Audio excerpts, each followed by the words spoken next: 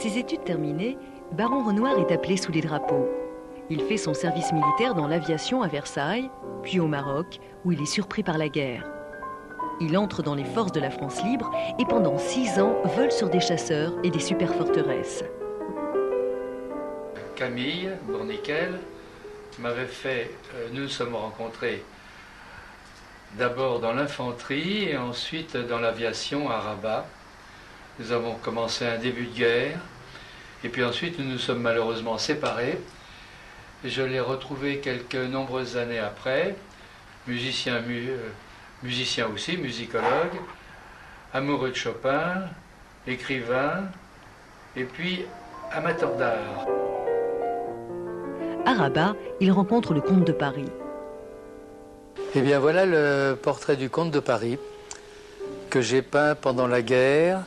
Ça devait être 1941 quand je suis parti avec l'aviation française au Maroc. Et c'était un homme assez extraordinaire, un regard perçant bleu.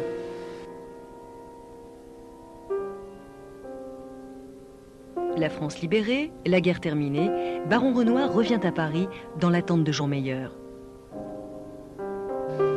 Après la guerre, il a fallu que je gagne ma vie. J'étais pieds nus dans des naïs et en costume militaire sans galon. Et j'ai travaillé à un journal qui s'appelait Elle de France, voilà le terme, Elle de France, à Paris. Et ensuite, Heureux au mur, avec les Lazareff. Madame Lazareff m'a beaucoup aidé, moralement et matériellement, puisque je travaillais au journal Elle.